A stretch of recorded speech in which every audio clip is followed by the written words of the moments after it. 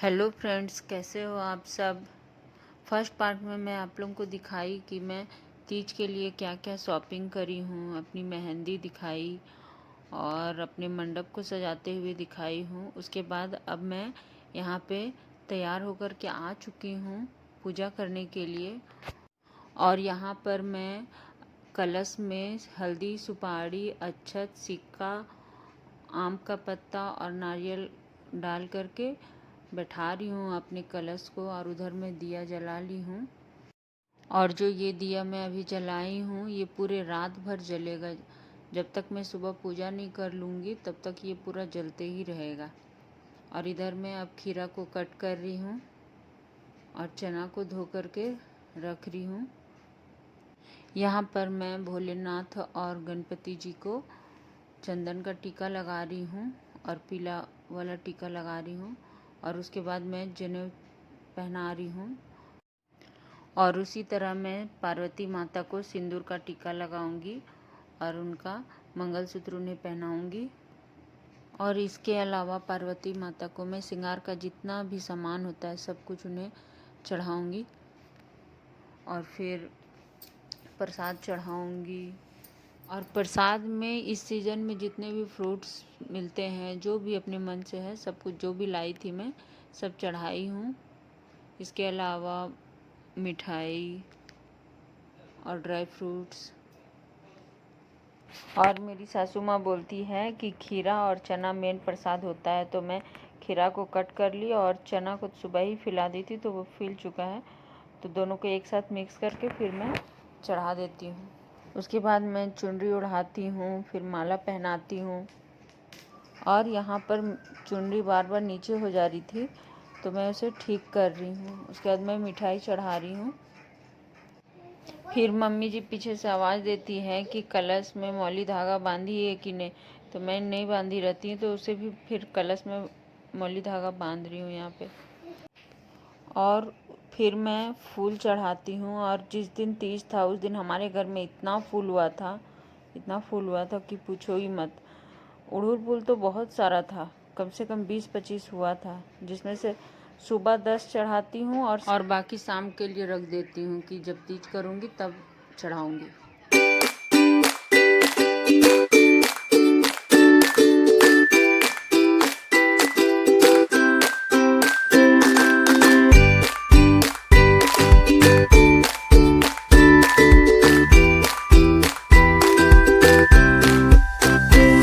और यहाँ पर मैं आरती वाला थाली सजा रही हूँ। उसके बाद मैं गौरी माता को श्रृंगार का सभी चीज़ उनको चढ़ा रही हूँ।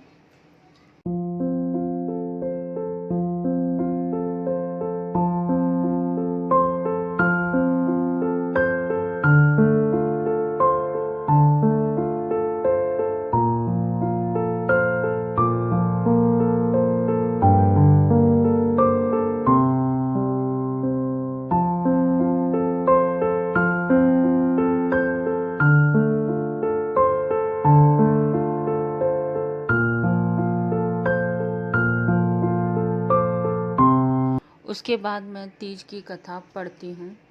कथा पढ़ने से पहले मैं हाथ में अक्षत और फूल रखती हूँ और उसके बाद मैं कथा पढ़ना स्टार्ट करती हूँ। और जब कथा पूरी पढ़ लूँगी उसके बाद जो हाथ में फूल और अक्षत पकड़ी हूँ उसे भगवान जी पे छीटूँगी।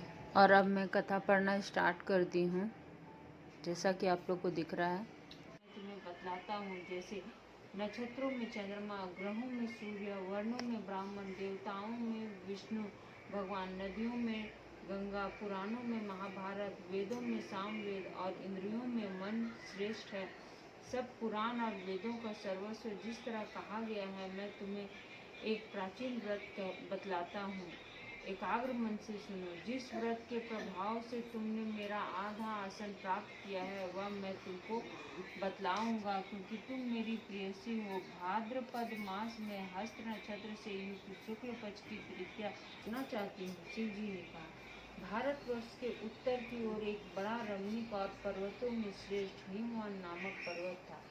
उसके आसपास तरह तरह की भूमियाँ हैं, तरह तरह के वृक्ष उस पर लगे हुए हैं, नाना प्रकार के पक्षी और अनेक प्रकार के पशु उस पर निवास करते हैं। और जब मेरी कथा हो जाती है उसके बाद मैं शंकर भगवान, पार्वती माता और गणपति जी का सबका अलग अलग आरती पढ़ती हूँ।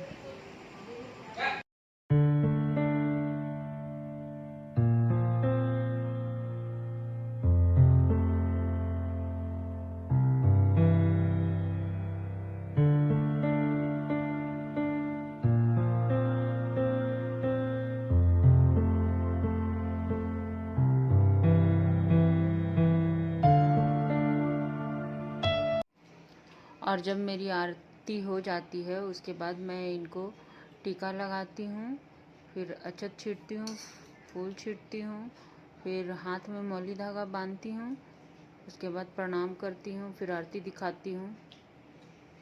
उसके बाद अपने से बड़े लोगों का आशीर्वाद लेती हूँ मैं।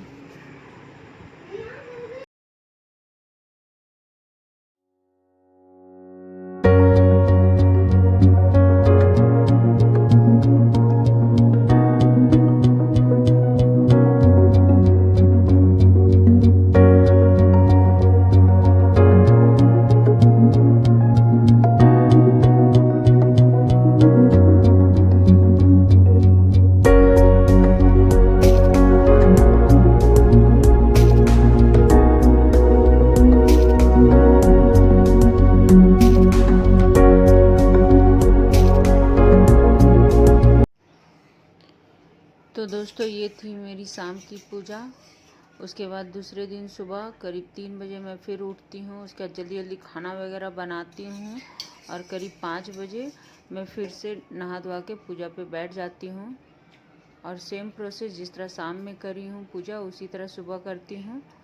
सिर्फ सुबह कथा नहीं पढ़ती हूँ, बाकी सभी कुछ करती हूँ।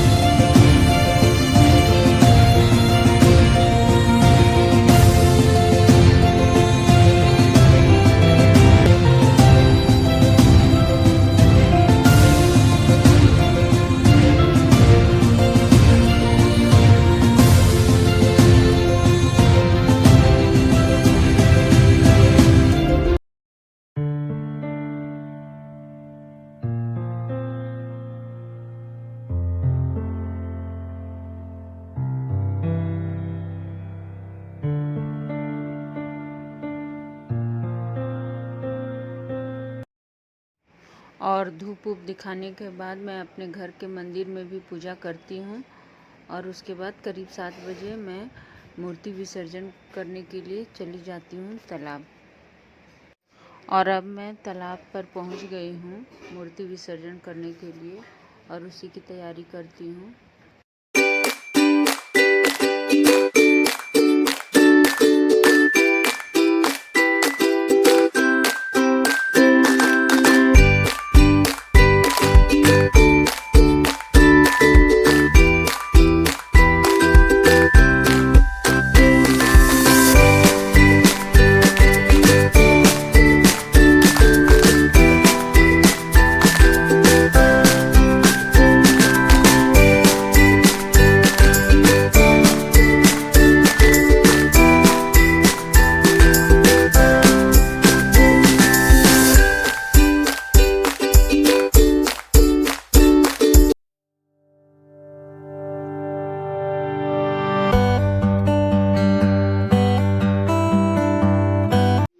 और जब मैं मूर्ति विसर्जित कर देती हूँ उसके बाद तालाब के ही बाजू में एक भोलेनाथ का मंदिर होता है, तो मैं वहाँ पर भी पूजा करती हूँ। उसके बाद मैं अपने घर के लिए निकल जाती हूँ।